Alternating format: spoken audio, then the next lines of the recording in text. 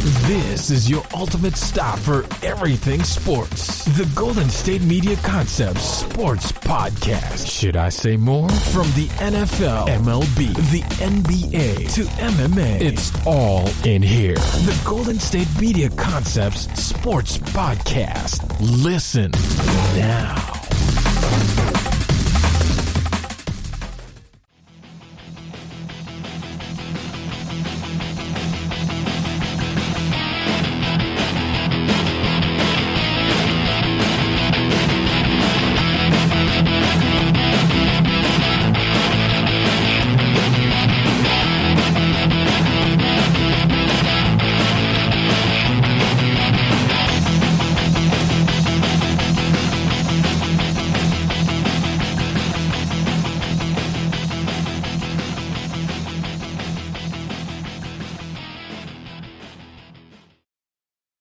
Hello and welcome back to the GSMC Sports Podcast, brought to you by the GSMC Podcast Network. I am your host, Alex Masford. Thank you so much for tuning into today's episode and to be continuing to listen to the show. If you are a returning listener, we really do appreciate you. I hope you all had a happy holiday. I hope you all had a good, New Year's, everything like that. We got a lot to talk about in today's episode. Before I start talking anything sports, I want to remind you all of a couple of things. First of all, please subscribe to the podcast if you haven't done so already. You can do it really easily, really quickly. Just go to the main page of our show, the GSMC Sports Podcast, and whatever you're listening to this on, Podbean, Spotify, Apple Podcasts, and you'll see probably in the top right-hand corner-ish, or maybe even dead center, a little button that just has a plus sign next to it and also says subscribe. If you could hit that button for us, that would mean the absolute world to us. You want to subscribe to the podcast for a couple of reasons, but the main one being you want to get those alerts and those notifications on your phone, on your laptop, on your watch, on whatever device you might be listening to this on. And again, you'll get those alerts and notifications, and you'll know when we drop a new episode of the GSMC Sports Podcast. When we release it, you won't have to go look at Twitter or just go, check casually. You'll get those alerts whenever they are released, and then you can, be one of the first people to listen to a new episode again when we release it. So please, if you could subscribe to the podcast on our main page, whatever application or even website you're listening to this on, Spotify, Apple Music, Podbean, please subscribe to us on all those great platforms. We would really appreciate it. Again, please subscribe to the podcast. Also, don't forget to leave us a 5-star review or just a positive review in general if you are enjoying the content and discussion points of the show, the production, everything that goes on behind the scenes with our great team as well. So if you're just enjoying the show overall, we'd love it if you leave us a 5-star review or just a positive review in general on that same main page, on that same website or application. Again, Spotify, Apple Podcasts, or Podbean. You can leave us a review. If you want to write something, you can do that as well, but as long as you just leave us a positive review or just a 5-star review, we would really appreciate that if you are enjoying the content of this show just in general. So again, please don't forget to subscribe to the podcast and leave us a positive review or just a 5-star review, in general, anything like that. And also, if you could give us a follow on all social media platforms, Twitter, Facebook, and Instagram is where you can primarily follow us. Just overall, we would love to interact with you guys more on there. So if you follow us on all of those great social media platforms, again, Twitter, Facebook, and Instagram. Over on social media, we can talk about sports. We can talk about, maybe some NFL playoff games, maybe whatever the main NBA game is on that night on TNT or ESPN. But just overall on social media, we can talk to you guys, again, about sports breaking news, about anything sports related that you guys want to talk about. Social media is the place to do that, especially in real time. Again, with the, landscape of the NFL and NBA always changing, player movement, games happening, trades, injuries, whatever it may be. Social media is the best way to find our immediate reaction, maybe, or something like that. So again, Twitter, Facebook, and Instagram is where you can primarily follow us, and we would absolutely love it. In addition to subscribing to the podcast and leaving us that review, if you could follow us on all those great social media platforms. One more time, Twitter, Facebook, and Instagram. I hope wherever you are and however you may be listening, you and your family are happy, healthy during these extremely trying times in the world today.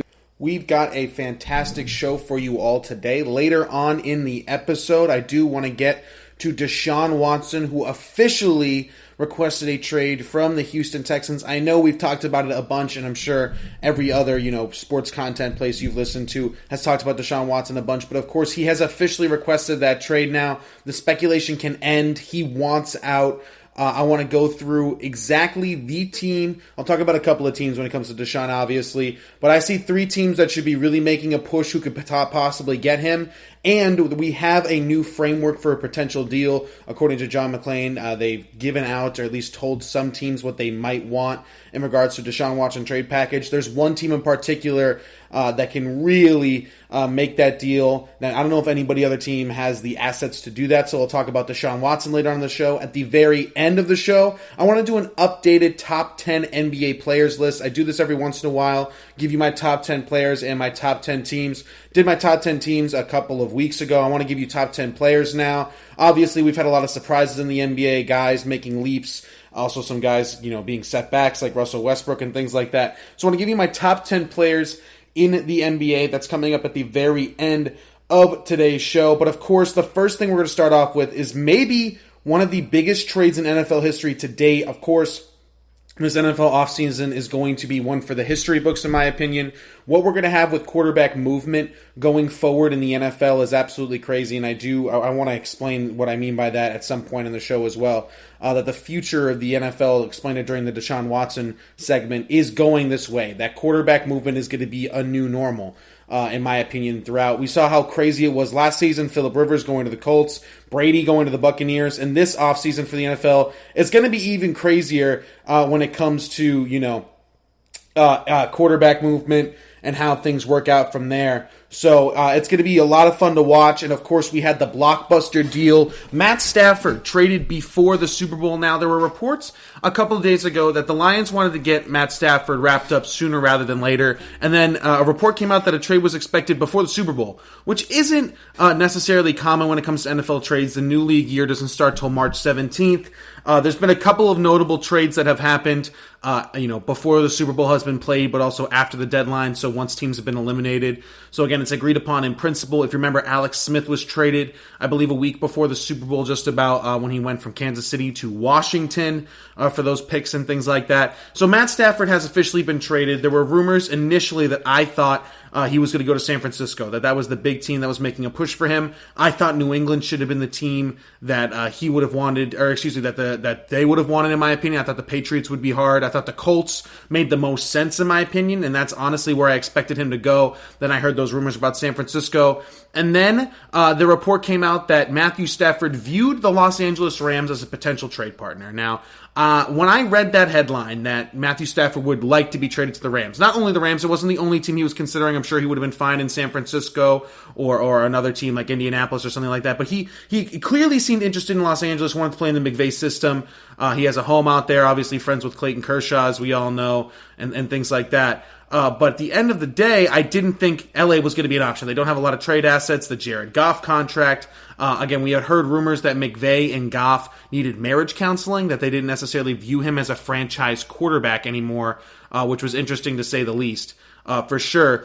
But what we did find out eventually was that Matt Stafford wanted to potentially go to a team in Los Angeles. Again, I didn't think it was going to be able to happen, but then out of nowhere, Adam Schefter, of course, tweets out the Shefty bomb that we've all been waiting, and Matt Stafford has been traded to the Los Angeles Rams in exchange for Jared Goff, a 2022 first-round pick, a 2023 first-round pick, and a 2021, so this upcoming draft, third-round pick, all for Matt Stafford. Now, that, in my opinion, is a huge trade. I can't think of many NFL trades that have been bigger than this. Again, the NFL is not traditionally like the NBA, where all these, trades happen out of nowhere, and they're used to seeing maximum player movement and guys always asking in and out and things like that. It's just not as common in the NFL as it is the NBA. But when quarterbacks want out, it's a headline. Matt Stafford is 33 years old. He statistically has been probably a top 12 quarterback each of the last 10 seasons that he's been fully healthy for. He's a prolific passer. He is on pace currently to potentially be top 10 all-time in passing when it comes to yardage and things like that. And everybody knew that Matt Stafford was a talented quarterback, but had never gotten really the full support of a team in Detroit that could really build a full roster around him. Never had great management, never had a great coach. Again, and ever since Megatron retired, we never really thought that he had a true outlook of weapons that could get him deep into the playoffs. Again, no playoff career wins for Matthew Stafford. I think he's played in only one or two. And then he gets traded to Los Angeles, where Sean McVay and the Rams obviously have an incredible defense. You could argue was the best in the league last year. Have a great GM in Les Snead, Los Angeles market. Again, and they get a guy in Matthew Stafford. It's probably going to be easily the best team Stafford's ever played for. Easily the best coach Matthew Stafford's ever played for, too, without a doubt. This defense is elite. And again, they lost their defensive coordinator. Obviously, he became the head coach of the LA Chargers. I understand that, but they're going to promote from within potentially or hire somebody. I think they might have already, and they'll make it work. I don't have a fear that this defense isn't going to be good. The defense for the Rams is usually always pretty good. Again, they have a lot of playmakers on that end. Aaron Donald, of course, Jalen Ramsey, who's a stud right now. Leonard Floyd, who was a nice surprise for them too. A ton of guys that they can go after constantly on defense that are incredible, right? That they have each and every week. So I don't want to say it's not hard to coach the Los Angeles Rams defense, but it's one of the best defensive rosters in the league. They've had multiple defensive coordinators. Obviously, the guy who became the LA Charger coach, Wade Phillips, was there for a little bit during the Super Bowl run. So they've had a couple of guys run that defense with those key players. So I don't expect it to be any different. I think it'll be a still top-tier defense next year. Of course, they have Robert Woods, Cooper Kupp, Tyler Higbee, Gerald Everett, the tight end, Cam Akers, who's potentially a breakout star at running back. They have a decent offensive line. I think it needs to be improved on a little bit more. I don't know if Stafford's necessarily as athletic as Goff, but I think he makes more plays with his legs than Jared Goff, for sure. At least acts like he's more athletic. You would think so if you saw it. Again, just by the way they play, you'd say Stafford's probably a little bit more athletic. He's also probably a better deep ball thrower than Jared Goff is. I do want to talk about Goff and the Lions side of this because I'm not done with Jared Goff. I'm not giving up on Jared Goff, so I'll talk about that probably in the next segment. But back to the Rams. I think this is now, you could argue, the favorite to come out of the NFC next year. Again, maybe I am higher on Sean McVay than most. I think he's a top 5 coach in football. I think he is the best offensive mind in the league, not named Andy Reid. If I had a rankings list, I do want to do that one day, a top 10 offensive minds in football, both head coaches and offensive coordinators. I think it'd be a lot of fun to watch. I think we all know Andy Reid's probably the best offensive mind in the game. We're not going to dispute that, things like that. But 2, I'd put Sean McVay. I'd put him ahead of Kyle Shanahan and things like that. Again, that defense is already going to be set. I think what the coaching staff in Los Angeles sort of lost a little bit of trust in Goff, maybe. Again, they seem to be really enamored by this idea of John Wolford in the playoffs and things like that, and Goff totally won that game against the Seattle Seahawks with a broken thumb and everything like that. And again, I didn't expect them to move off of Jared Goff. I thought he did a pretty solid job. Has won 42 games over the last 4 years, of course. 3 out of the 4 years has been in the playoffs. 2 out of those, I think, 4 years he was a division champion. At least one of the years, the Super Bowl year, they won the division. So again, it was an interesting move to say the least. And I'll talk about the compensation, but just from the practicality of the Rams adding Matt Stafford from a football perspective, who cares about the picks? They are in Super Bowl contention now, in my opinion. And if I had to rank the teams in the league right now, currently constructed, including the Rams adding Matt Stafford, I would have them as the second best team in the league, only behind the Kansas City Chiefs. That's how high I am on Matt Stafford. Again, people want to talk about his age being 33. Again, while he is a very durable guy, has played a lot of games in this league, he has played a lot of playoff games. So his season ends in January/late December. That's when he is done playing football traditionally. So again, I don't think his arm is going to be any wear and tear or loose or anything like that. Not to mention, we see guys like Ryan Fitzpatrick at 38 years old, Tom Brady at 43 years old, Aaron Rodgers at 38 years old. All these guys, Drew Brees, still making plays happen, still making big-time moves and big-time throws for their franchise, their organization, at way older ages, playing way more games due to the playoffs and things like that than Matt Stafford. Again, I'm not too worried about that. He's still got a lively arm, was still incredible last season, too, in the pass-yard game and things like that. At the end of the day, is he the player he necessarily once was? No, this isn't 25 to 27-year-old Matt Stafford. I don't think so. But he still has that sidearm capability throw. He still makes those flashy plays. And I think from a football perspective, he's a perfect fit in the city of Los Angeles.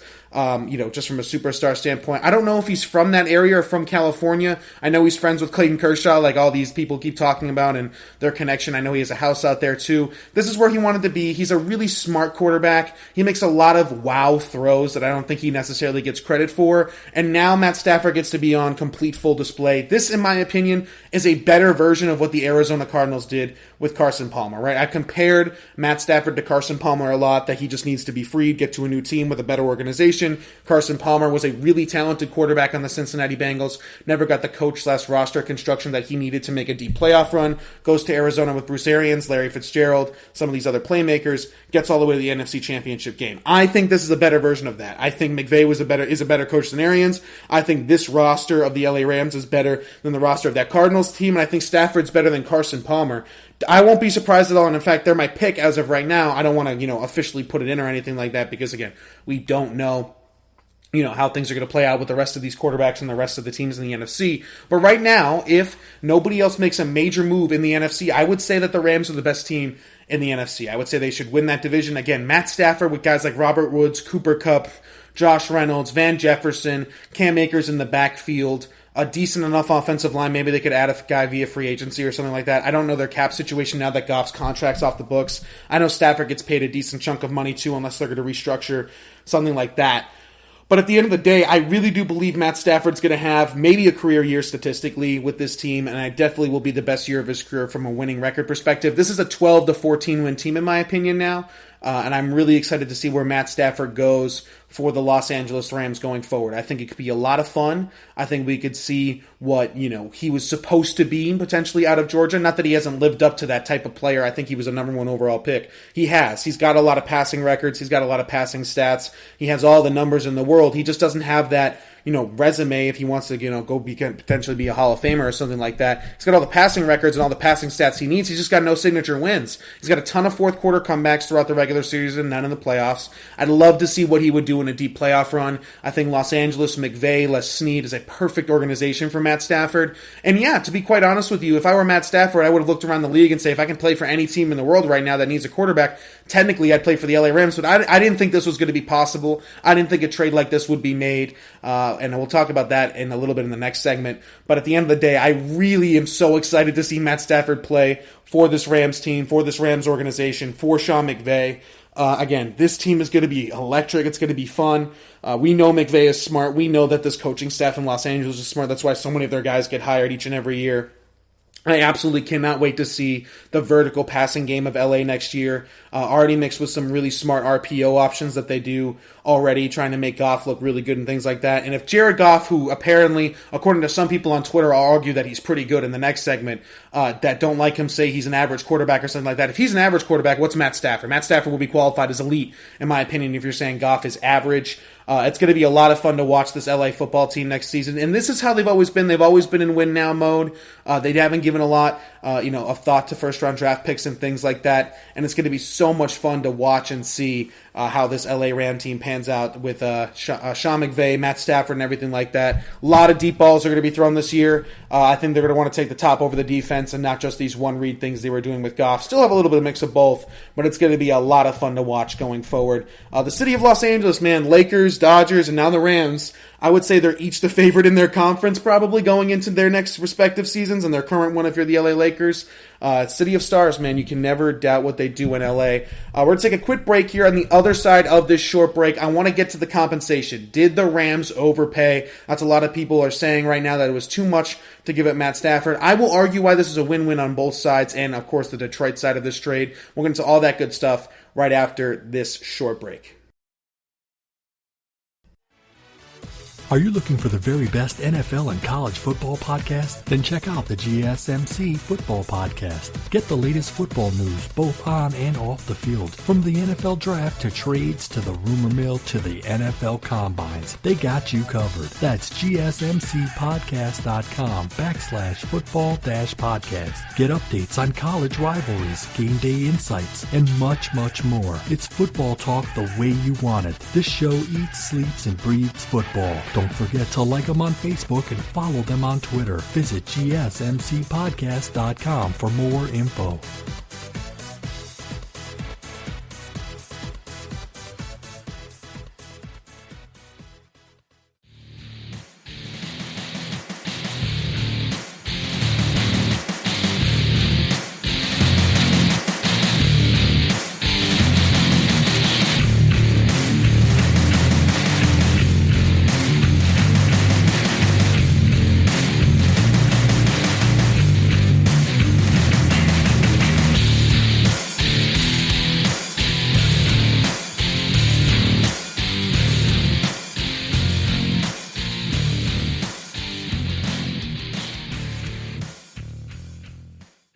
All right, and we are back here. We're at the GSMC Sports Podcast, brought to you by the GSMC Podcast Network. Again, I am your host, Alex Masfer. Thank you so much for tuning into today's episode and to be continuing to listen to the GSMC Sports Podcast. If you're a returning listener, we really do appreciate you. I just finished giving you sort of my initial thoughts on the Matthew Stafford to Los Angeles Rams trade. Again, I think they are the number one team in the NFC right now. I think when you look at their offense now, that was missing a sort of big play explosiveness to it.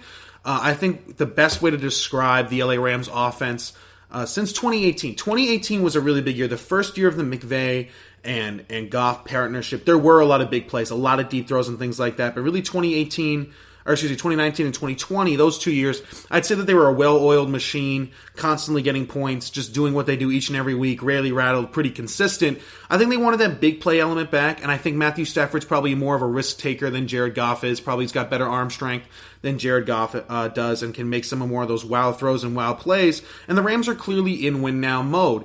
And one of the things that I want to start off here, before I get to the Lions side of this, which I believe is an absolute win for them, and I'll talk about the compensation, is when have the Rams, ever, this isn't new, is what I'm trying to say here with the compensation. So everybody immediately went to the compensation and freaked the hell out and said it's too much to give up for Matthew Stafford, and then people sort of came to their senses and realized, they had to give up an extra first-round pick because of the Jared Goff contract, and that's why that they had to get moved. Is you had to, give it, you take on the huge contract of the quote-unquote bust quarterback, and you also get 2 first-round picks in return. So if you're, the Detroit Lions, this was a no-brainer. Yes, this is the best offer you were going to get, specifically because of Goff too. I want to mention, which I'll get to in a second here. But the Rams, a bunch of people were tweeting it out. The last time the Rams made a first-round pick, so had a first-round selection, and actually sent in the card and didn't trade it to another team, was 2016. That's when they selected Jared Goff first overall. Since then, since 2016, they have traded each and every first-round pick they have had since that moment, including now all the way through 2023. They will not have picked a first-round player, and everybody was freaking out, and I saw some Rams fans saying, we can't keep giving up our future, blah, blah, blah, this, blah, blah, blah, that. But the Rams have been doing this. This is nothing new, and they seem to be doing pretty well. They were obviously a great team this year. They went to the second round of the playoffs. They went to a Super Bowl in 2018, and then I think they missed the playoffs barely in 2019, but still had a winning season. And then you get, of course, to this one, this year where they were second round of the playoffs, like I mentioned, still a really good team, right? So there isn't, they're not held back. I mean, again, you look at the first round picks nowadays, I'd say in the top 10, right? The first 10 picks of the NFL draft, they're about 50-50 hits versus busts. And then I think after the top 10, it's probably closer to 35-40% than it is 50%. When the Rams are such a good team each year, year in, year out, and a down year for them is considered 9-7, picking in the late teens. You're never going to have the 50-50 top 10 pick chance. So when you move these picks for guys like Jalen Ramsey and now Matthew Stafford, you're not going to, you're banking on the fact that over the next 2 years, you're not going to draft guys in the first round that are going to combine for a Jalen Ramsey type production or a Matt Stafford type impact. And again, if you get a Super Bowl, none of it matters. Nobody will be talking about a trade, when you're selecting first in, 2023, right? If you're like, I wish my team, the Rams had the pick in 2023. Nobody will care if you win the Super Bowl in 2021, right? It's for a bigger cause and things like that. They've been doing this. They've been trading their first-round picks. This isn't a new operation for them. They're used to mortgaging away their first-round picks and still finding serviceable guys in the later rounds. Guys like Cam Akers, in the second, third round? Drafted, could be a breakout star, in my opinion, next year. Again, it's going to be a lot of fun to watch. Matthew Stafford, throughout the entire course of his career, I believe, has had 100-yard rushers on his team 11 times in his career. 11 games, in his career. So only 11 games in the entire 166 games of Matthew Stafford's NFL career. Only 11 of those 166 games, somebody has rushed for over 100 yards. Now he has Cam Akers, right? So he's being offered things that he never even had anything close to in Detroit, and it's gonna work out. Obviously, they're gonna win a ton of games, in my opinion. Not that I'm not gonna guarantee that they come out of the NFC. The Packers are still a good team. I think the Tampa Bay Buccaneers are still a really good team too. When Brady comes back next year, whether they win the Super Bowl or not, a week from Sunday. But at the end of the day, this team is going to win a boatload of games. They're going to win that division, in my opinion. They're going to win 12, 13, 14 games. Look really good offensively, and that defense might be even better than their offense. No one's going to be talking about these picks when they're competing for Super Bowls and things like that. So again, when is this new? But if you're the Detroit Lions, and I know Lions fans love Matt Stafford, but the gap between Matt Stafford and Jared Goff is not as big as people are making out to be. Now, would I have made this trade if I were the LA Rams? Yes. Would I have made this trade if I were the Detroit Lions? Yes. Again, this is a win-win, and I understand that not a lot of people like to hear that. Not a lot of people like to hear that there's a win-win of a trade. We like clowning and memeing the team that got fleeced on Twitter, like the DeAndre Hopkins trade or something like that. But I understand that 2 first-round picks is a lot in Jared Goff, but at the end of the day, the Los Angeles Rams are just added a quarterback that they believe has a chance to win them a Super Bowl. And if they win a Super Bowl, this trade is, a victory by a landslide, right? Of course it was worth it. But if you're the Detroit Lions, you get 2 first-round picks, not even this year, in the future, so who knows, right? Well, I just ranted and raved to how good I believe the Rams could be. Maybe they don't. Somebody gets hurt, something happens. We've seen random teams fall off for no reason. I mean, the Texans have Deshaun Watson, and they can't win anything, right? We've seen teams fall off the face of the earth for no reason, right? So you get 2 future picks. You get a second-day trade, or a second-day pick in this year's draft, which is going to be productive and things like that for your team. And you get Jared Goff. And Brad Holmes, I believe is his name, is the new GM of the Detroit Lions, and he comes from the Los Angeles Rams. And from quick research and some videos I saw, he appeared to be the biggest Jared Goff activist in 2018. He wanted to get that guy as a member of the LA Rams. He was banging on the table for him, according to reports in the 2016 draft process. He obviously wasn't the GM of the Rams, but he was up there, and now is the GM of the Detroit Lions. So he gets his guy back. He gets a guy in Jared Goff who has won 42 games in the last 4 years, 2 playoff appearances, 3 winning seasons, a Super Bowl run in 2018. And you're starting to look, and you're like, well, if he's not a franchise quarterback, he's probably the closest thing you can get to one without being one. He's probably the best stopgap quarterback in the entire league, if you want to call him that. But if you're the Detroit Lions, this is where I do going forward, right? You have a guy in Jared Goff who's locked up 4 years, 103 or 4 million, whatever it is. You can cut him after 2 years when the guaranteed money stopped. This is what I would do. You have the 7th overall pick. I'd take a receiver. I'd take Jalen Waddle, assuming Jamar Chase goes, if we're following my mock draft order. I don't think I had them taking a receiver in the draft, but now that this trade has sort of shifted things, this is what I would do. If you're the Detroit Lions, Dan Campbell, you're a motivator. You have a guy in Jared Goff who the GM really likes in Brad Holmes. You know you're not going to win anything reasonable relatively soon, but Jared Goff has won a division before, has been a part of winning organizations, winning cultures and things like that. He was a captain of those teams, so he's clearly a leader. He's in the prime of his career. You could argue he hasn't even entered it yet. I don't know if the quarterbacks, really have a prime anymore. The classic saying would be 27 to 33 would be classic prime now. We see Deshaun Watson and Patrick Mahomes winning Super Bowls before they're even 25, and Tom Brady in a Super Bowl and winning them in his his early 40s, right? So there's no prime or anything like that. But Jared Goff is still only 25, 26 years old. He's locked up long term. He's a leader, has been to a Super Bowl, so you can win a ton of games with him, right? You know for a fact you can get to a Super Bowl with Jared Goff. Teams have done it before. Focus on the other aspects of your team. Act as if Jared Goff is your franchise quarterback. And it wouldn't surprise me if Brad Holmes thinks that Jared Goff will be the franchise quarterback of the Detroit Lions. I would draft Jalen Waddle at 7, assuming Devontae Smith goes 3 to Miami and Jamar Chase goes 6 to Philly. I'd get a speed guy in Jalen Waddle. I would bring back Kenny Golladay. I'd let Marvin Jones walk. You have 2 really good, still young receivers in Kenny Golladay and Jalen Waddle. Coach up that defense, get a better offensive line, focus on the remaining aspects of your team. You have a nice tight end, TJ Hawkinson, really nice running back, DeAndre Swift. Jeff Okudah, we'll see how he pans out on the defensive end and the cornerback position, right? Get younger, get a better defense, fill in everything besides the quarterback. Act as if they had the Indianapolis Colts built their team, right? Everything seems to be perfect except for the quarterback position. If you did that, Jared Goff would thrive. Jared Goff would succeed. You've seen the type of things that he's really good at, quick reads, RPO action, things like that. And he said right after the trade, according to Mike Garafolo, I think he spoke to him saying he's happy that he's going to a place where he's wanted. This year for Goff was a little bit of up and down, but this team started 5-0, if you remember. He won a playoff game against the Seattle Seahawks against, in my opinion, a top 3 quarterback in the league. In Russell Wilson, he beat him at his place, right? Jared Goff has shown time and time again he can play in the big games and he can win the big games. Matt Stafford didn't necessarily show you that, and I'm not arguing that Goff's better than Stafford. I won't. I think Stafford is better than Goff. But to say that, Matt Stafford is a Super Bowl winning quarterback and Jared Goff is nothing just factually isn't true, right? Since Jared Goff has entered the league, and I understand that I'm going on a rant and rave about Jared Goff, it makes it seem like I think the Rams didn't win the trade. I don't think so at all. I think both teams won.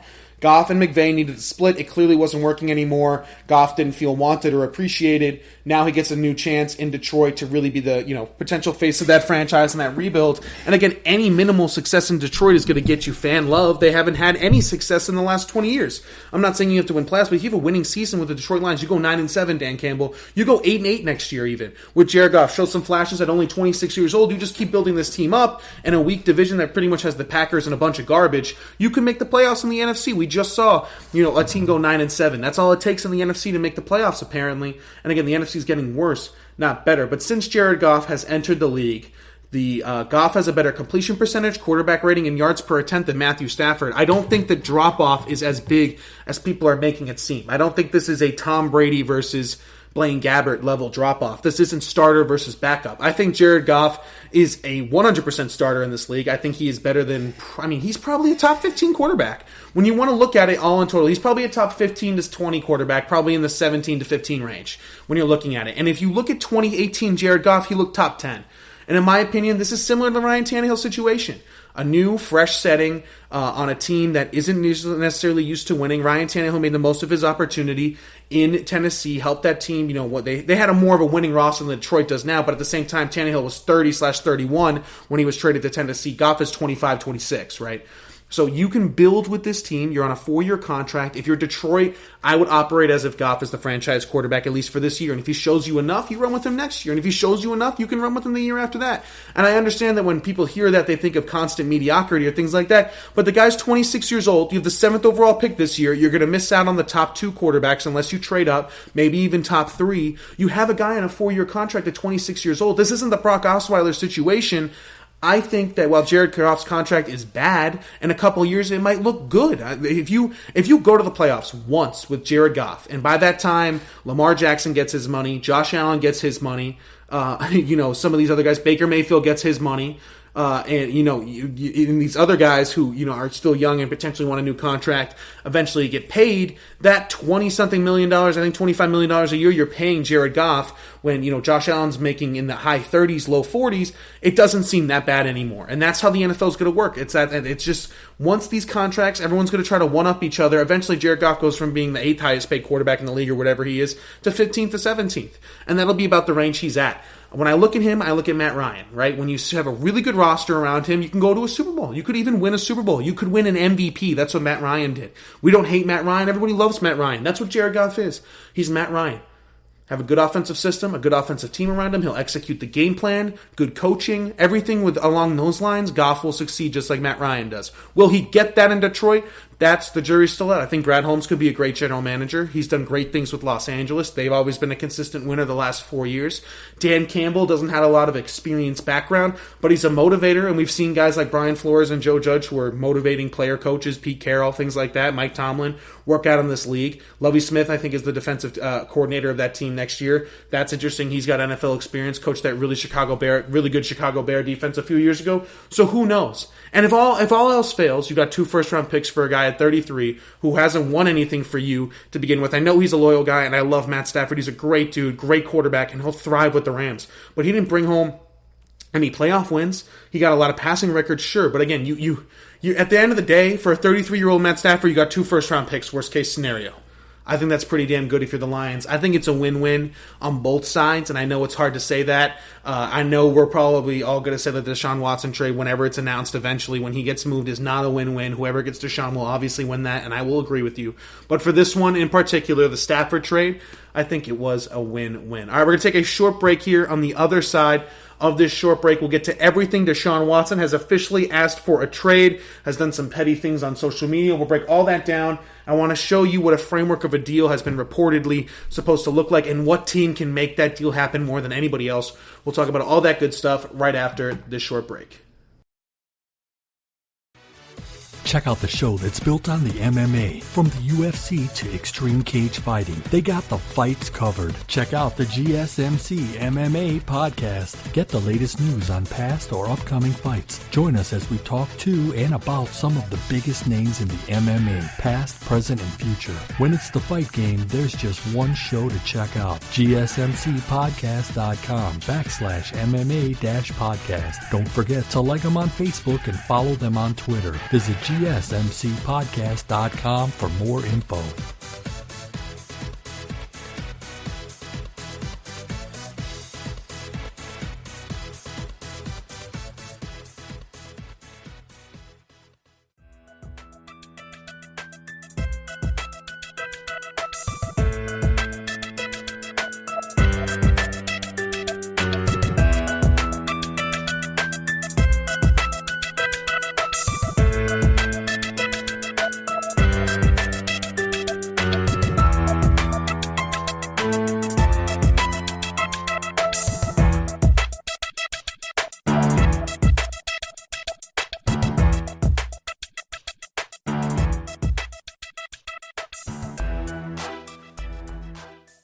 All right, and we are back here at the GSMC Sports Podcast, brought to you by the GSMC Podcast Network. Again, I am your host, Alex Masper. Thank you so much for tuning into today's episode and to be continuing to listen to the show. If you are a returning listener, we really do appreciate you. I just finished giving you my, another take of the Stafford trade. The Lions' perspective, again, I think the Lions might have a franchise quarterback going forward. I'm still very high on Jared Goff. 2018, it's hard for me to forget a big moment you had as an NFL quarterback when it comes to these types of guys, that they can just fall off a cliff so quickly and things like that. Jared Goff in 2018 in that game against Patrick Mahomes had over 400 yards of passing, 4 touchdowns, no interceptions, and beat Patrick Mahomes before anybody knew how good he really was. Again, Mahomes has gotten better from that standpoint. I understand that, but still, you go to a Super Bowl for a reason, and I understand they lost to the Patriots, but McVay wasn't the best coach during that game, and it's hard to beat Tom Brady in the New England Patriot dynasty in the Super Bowl.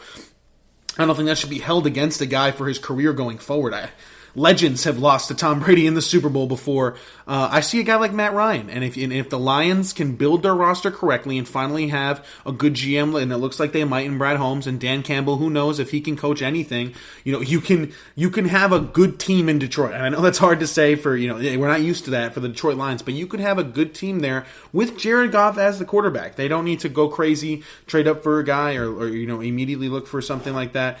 I think it could be good, going forward and things like that. So now I want to talk about the Deshaun Watson trade rumors again. So I know I've talked about it almost every episode, but it is the number one story in sports right now, in my opinion, besides the Stafford trade, obviously, that happened yesterday, I would say, when you're listening to this. But at the end of the day, he's officially requested a trade finally. We've been wondering about the speculation, and we've heard rumors that he's wanted out, but we've never heard a definitive report from Schefter or Ian Rappaport that he has officially gone to management, has asked out for a trade. Apparently he did it weeks ago. It's just becoming public now. He, according to Pro Football Network's Tony Pauline, who is one of my personal favorite sources out there. I think he's super reliable. I take his word as gold when it comes to sourcing and things like that. He had heard from sources that Deshaun Watson would preferably play for the Miami Dolphins going forward. That was as of the Senior Bowl, as he heard from sources there. And again, it's not a surprise. Everybody is talking about the Miami Dolphins. John McClain, I believe, is his name, who's the athletic for the writer for the Athletic. I should say, not the athletic for the writer. The writer for the Athletic for the Houston Texans, I believe, or he works for the Houston Chronicle. I'm not sure. I'm sorry if I'm messing that up and you're listening to this, but he said that if the Matt Stafford trade is going to have nothing to do with the Deshaun Watson trade, it doesn't change their opinion on a value or anything like that. That they're going to want 2 first-round picks, 2 second-round picks, and 2 young defensive starters. That's where it starts, in my opinion, is how I interpreted that tweet. So when you take that into consideration, it hurts the Jets' chances, right? The Jets have the picks. They don't have these young defensive starters that they can maybe trade for. Marcus May, maybe, and Williams, of course, the defensive tackle they could try to throw in, you could argue. I don't know. I think May might be a free agent, though, so I'm not so sure about that. Again, the Jets had no Pro Bowlers this year anywhere on the defensive end of the floor or anything like that, or at full field. So I think that hurts the Jets' chances. A team like San Francisco, it might boost their chances. They have a stacked defense, a lot of young guys that can trade. Not a guy like, Bosa or anything like that, but maybe some of their other young cornerbacks or linebackers or defensive ends or things like that, they could incorporate in a trade too, but they don't have the draft capital. That tweet that I saw, 2 firsts, 2 seconds, 2 young defensive starters, is just another reason why the Miami Dolphins make so much sense for Deshaun Watson. Let me give you a trade in theory that they could do. The Miami Dolphins could send the Houston Texans the 3rd overall pick, the 18th overall pick, a second-round pick this year, a second-round pick next year, Noah Iganagami, who is a corner from Auburn, who they drafted in the first round of last year's draft and played a little bit of slot and corner, started some games, again, stacked roster on the defensive end for Miami, so it's hard to get playing time. They could send a Noah Iganagami, who could be a starting corner for that team next year, still super young, was the youngest player in the NFL last year, in fact. He could be a starting corner for Houston next year. And you could throw in a linebacker in Jerome Baker, who's coming off a career season looking for a new contract, potentially after having 7 sacks on the year as a linebacker. Again, you could have that trade package put together, and I don't know if any other team could top that unless San Francisco would be willing to throw in more first-round picks or something like that. So when I hear 2 firsts, 2 seconds, and 2 young defensive starters, that's where the Miami Dolphins come into play. And these 2 sides are just making too much sense for it to not work. I don't want to say that it's too good to be true or something like that, but it kind of feels that way. The match seems to be made in heaven. Flores clearly likes Watson. Watson clearly likes Flores and the Dolphins culture and the no state income tax. They have a win now roster, assuming they add some pieces at their wide receiver position. They have a good enough offensive line. They need skill position, right? They have a good tight end in Mike Gesicki. They have a top 3 defense in the NFL, and they can use to spare some players. They can trade Noah Iganagami. He wasn't a core part of that secondary necessarily, but could be a young defensive starter for the other team. In Houston, Jerome Baker was a pretty big component, but they already have some pretty good linebackers in Van Ginkel, Elandon Roberts, and Kyle Van Noy, so they could move off of Jerome Baker in theory. Then Houston would get its picks and its 2 young defensive starters. Both those guys, I believe, are under 25 years old. Noah Iganagami, I don't even think is 22 yet. I think he's still 21. So that's the type of trade that I could see happening. And if you're the Miami Dolphins, you have to just take up and look. You got to face Josh Allen twice a year. Sean McDermott and Brian Dable are still going to be coaching on that same team next year. You still have to face Bill Belichick twice a year depending on whoever the quarterback is for New England, you still have to face that defense twice a year. Robert Saleh and Joe Douglas, I think, are both really good at their respective jobs. I think Robert Saleh will be a really good head coach, and I think Joe Douglas will be a really good GM. Then when you look at the grand scheme of the AFC, you see how good the Kansas City Chiefs are. You see how good some of these other younger teams are in Baltimore with their young quarterback. Cleveland, Baker Mayfield, they're a really good young quarterback. And I'm not saying Tua Tagovailoa can't be that. In fact, I'm higher on Tua than most. And by the way, you can throw Tua Tagovailoa in that trade too. So you actually, just to go back for a second, it would be the 3rd overall pick, the 18th overall pick, Miami 2nd in 2020, or in this draft, and then in 2022, the following draft, you give them another 2nd-round pick, plus the 2 young defensive starters, plus Tua Tagovailoa, a future quarterback. That's 7 pieces to get Deshaun Watson back. I think that's a win-win on both sides. But if you have to, you just got to look if you're Chris Greer and the Miami Dolphins. If all things pan out well for Tua, he could maybe become a top 5 to 7, maybe at best top 5 quarterback in the league, right? Like Drew Brees, top 5, right?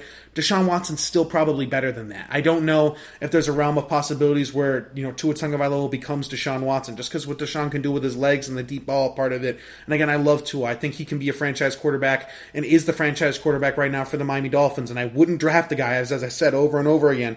The only guy I'd move off Tua for is a guy like Deshaun Watson. And again, these guys, these teams, and this player, clearly there's a connection there. Watson wants to be a Miami Dolphin, and I think Flores wants to win his freaking Super Bowl, man. So I think it makes a lot of sense, and I think they would still have some free agency money to bring in a guy potentially like Chris Godwin, Allen Robinson, to bring along with Deshaun Watson, hopefully draft a running back with their other 2nd-round pick, assuming if this was the hypothetical trade, they have the Texans' 2nd-round pick. I wouldn't part with that. I'd hang on to that so you still have a quote-unquote late 1st, early 2nd-round pick. With that one, pick up a guy like Najee Harris or Travis Etienne in the backfield, sign a couple receivers, and boom, you're a Super Bowl contender. And if you're the Miami Dolphins, you have to consider that. Your team hasn't won anything in the last 20 years, and Deshaun Watson would certainly be the best quarterback you've had since Dan Marino, already locked up long term. You pair Flores with this defense, with this quarterback, man, they're one of the top teams in the AFC. And I would argue that they might be the 2nd-best team in the AFC, only behind Kansas City. You could argue that they're better than Buffalo. I wouldn't argue it just if they got Watson. I'd need to see Watson in a receiver signing or 2 and an upgrade in the running back room. But if they got those things, I would say that they're a 14-win team, better than Buffalo. That's just how I view it. So it's going to be a lot of fun to watch going forward, the Deshaun Watson rumors. Again, some other teams I monitor, the New York Jets, but they don't have those young defensive starters. The San Francisco 49ers, who just struck out on Matt Stafford. Will they still be looking for a quarterback, or will they run it back with Jimmy G? They don't have a ton of draft capital, but hey, neither did the LA Rams, and they figured out a way to get it done. For whatever reason, I still have this weird feeling that a team that not a lot of people are talking about, like the Carolina Panthers or something like that, are going to pursue him and give up 4 or 5 first-round picks and do something absolutely crazy and unprecedented. Wouldn't surprise me at all. I could see something like that happening as well. But at the end of the day, it's going to be really, really fun to see where Deshaun Watson goes. I hope the trade happens sooner rather than later. I'd love to be before the Super Bowl like Matt Stafford was. But I think Houston might take their time, do some scouting, see how much they love this draft class and their draft board, really. Guys that they potentially want on their team. And if they like their draft board a lot, they might want some more picks this year. Could help the Miami Dolphins with the trade, considering they have 2 first-round picks next year, 2 second-round picks next year, and a lot of young defensive starters that they can move, considering their roster is so deep when it comes to defense. It could be a lot of fun to watch going forward. That's going to do it for this segment. On the other side of this final short break, I'm giving you my updated list of the top 10 players in the NBA. It is different. We have some guys who are there who weren't there the last time I did this. Guys have dropped off, of course, as well. So we'll get into all that great stuff, again, right after this short break. Top 10 NBA players. Are you looking for help for your fantasy football team? Check out the GSMC Fantasy Football Podcast. Get today's best advice on who to start, who to sit, even who you should draft. From sleeper picks to red-hot lineups, they got it all covered for you. That's gsmcpodcast.com/fantasy-football-podcast. We'll cover traditional leagues, dynasty, PPR, even IDP leagues. When you need fantasy help, there's just one show to hit up. Don't forget to like them on Facebook and follow them on Twitter. Visit gsmcpodcast.com for more info.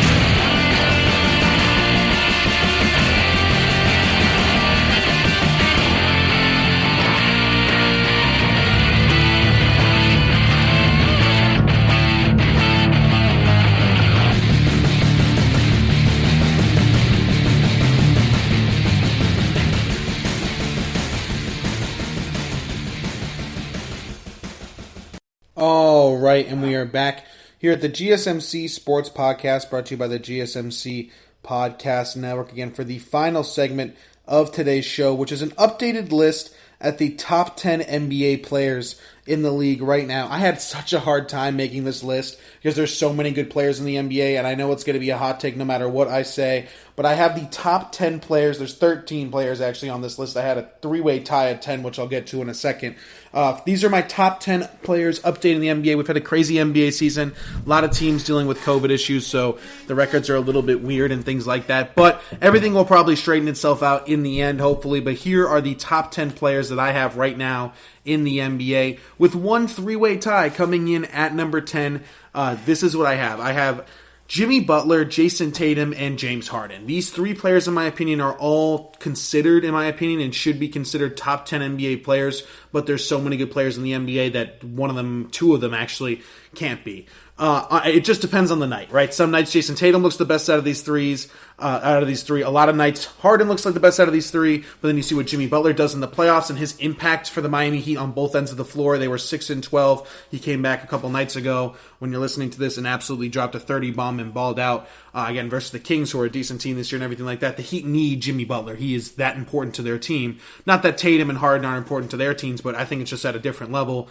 But of course, there also should be considered top 10 players. So those 3, in my opinion, come in at number 10. I know that's probably a little bit low for James Harden, but I think we can all acknowledge that the system he was playing when Houston inflated his numbers a little bit from a scoring perspective. Still an elite scorer of the basketball, averaging 25 a game this year, and almost a triple-double this year as well. But he's still a top 10 player, but I don't know if he's top 3 like he was maybe considered last year anymore. So coming in number 10, I have a 3-way tie between Jimmy Butler, Jason Tatum, and James Harden. Coming in number 9, I have Anthony Davis. I still think he is one of, if not the best big in the league. He's really, really good a lot of nights. I have him tied with this spot with Nikola Jokic. Now, I think AD is better than Nikola Jokic. Don't get me wrong. I think he is, but I have them tied because of the season that Nikola Jokic is having this year. He's putting up MVP-type numbers, and AD's not struggling out of the gate, but only averaging 22 is a little bit low for him. I still have faith in AD, and I think Jokic will cool off, which is why I have a two-way tie at the 9th spot for AD and Nikola Jokic. They're tied coming in at number 9. Coming in at number 8, I have Luka Doncic, the best young player in the league, in my opinion. He's an absolute rock star this year, putting up huge numbers, as he usually does. He's averaging 27.5 this year. Absolutely ridiculous, of course. Shooting what percentage from 3? About 30-40% from 3. Nice numbers there. Again, almost 28 points a game this year. Absolutely ridiculous in 34 minutes of play. I think he's one of the best scorers in the league, obviously, which is why I have him coming in at number 8. At number 7, I have Steph Curry. He has made his return this year, averaging 27.5 points per game. Absolutely ridiculous. Still the best three-point shooter in the world and in NBA history, I should also add. He is still a top 10 player in the league. The Warriors are having an up-and-down season, but he is not the reason why for that. He is coming in at number 7 on my top 10 NBA players list. So again, number 7, Steph Curry. Number 6, Joel Embiid. He's having an absolutely ridiculous year this year, averaging 28 points per game. Again, ridiculous stuff. He's fully healthy. He's off all these minute restrictions. He's really dominating at the level we all thought he could. Philly's having an outstanding year, and it's not due because of Ben Simmons. He's having a poor year, in my opinion, offensively. But Joel Embiid is absolutely carrying 28.5 points per game this year. Absolutely ridiculous. He's almost a top 5 player. You could go back and forth on it, but I do think Joel Embiid right now comes in at number 6. At number 5, I have Bradley Beal of the Washington Wizards. I am super high on Bradley Beal.